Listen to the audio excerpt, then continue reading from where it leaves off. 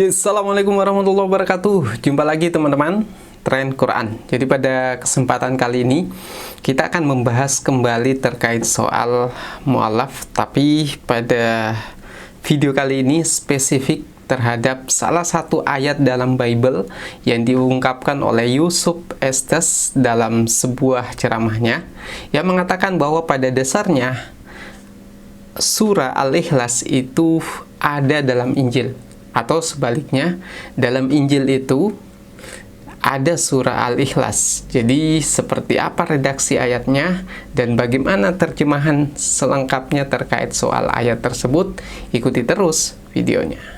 Oke teman-teman, Tren Quran bicara soal Islam dan Kristen atau Al-Quran dan Bible. Pada dasarnya ada banyak sekali persamaan di antara kedua kitab suci tersebut.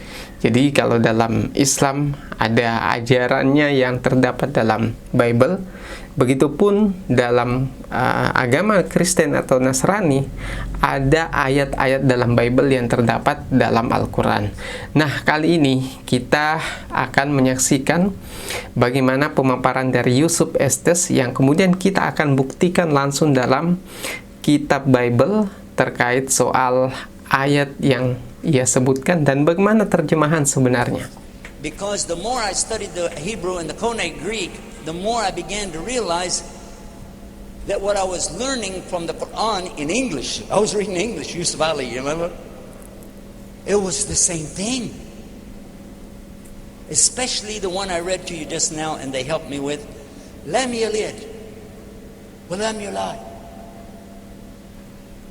Listen to this. I'm going to give you a translation of Scripture. God is not a man, and God is not the Son of Man. Is this in the Quran? Is it in the Quran? Yes. But I didn't quote it from the Quran.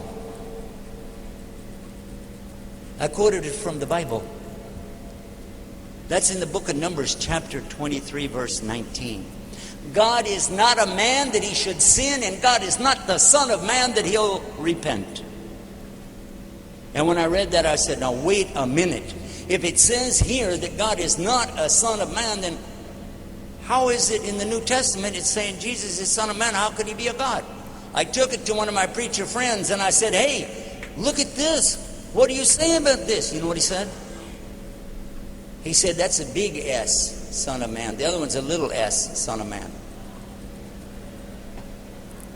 Now, I think you already know, as most of the audience knows, there's no such thing as upper and lower case letters in Aramaic, Hebrew, or Arabic. It means they lied again. Oke, teman-teman Tren Quran, dari apa yang disampaikan oleh mantan pendeta Yusuf Estes tersebut, kita mencoba menggali dari Bible langsung, dan kebetulan kita menggunakan King James Bible. Jadi salah satu terjemahan Bible dalam bahasa Inggris yang diakui yang paling baik. Jadi kita gunakan King James Bible. Nah, dalam kitab Bilangan bab 2, jadi bab kitab Bilangan bab 23 ayat 19 disebutkan bahwa God is not a man that he should lie, neither the Son of Man that he should repent. Jadi kalau kita terjemahkan dalam bahasa Indonesia bahwa Allah atau Tuhan bukanlah manusia sehingga ia berdusta. Maksudnya seperti ini. Karena Tuhan itu bukan manusia, maka ia tidak mungkin berdusta. Kemudian dilanjutkan, dan bukan pula anak manusia sehingga ia menyesal. Artinya, karena dia bukan anak manusia, maka tidak mungkin Tuhan itu menyesal. Adakah ia berfirman dan tidak akan melakukannya? Ataukah ia berfirman dan tidak akan membuatnya menjadi kenyataan? Jadi kalau dalam ajaran Islam itu kun fayakun.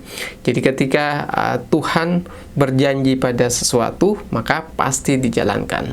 Dan ketika menghendaki sesuatu, maka pasti terjadi.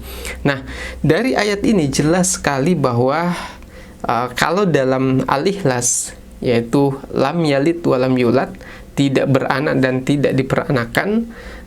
tepat sekali kalau kita menggunakan penggalan dalam kitab Bilangan 23:19 ini, bahwa neither the Son of Man that he should repent, bahwa Tuhan itu bukan juga anak dari seorang manusia. Jadi kalau dalam Al-Ikhlas, lam yalid walam yulad, jadi dia tidak beranak dan tidak diperanakan. Nah, kata tidak diperanakan ini bahwa God is not a man and God is not the son of man. Jadi jelas sekali di sini teman-teman bahwa apa yang diungkapkan oleh ayat dalam Bible itu kurang lebih sama dalam salah satu ayat dalam surah Al-Ikhlas.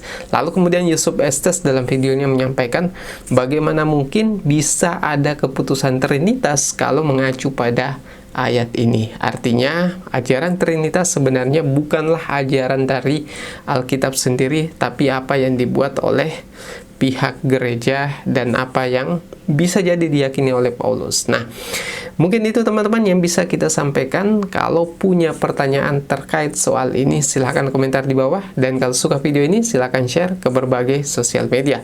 Sekian dari saya. Assalamualaikum warahmatullahi wabarakatuh.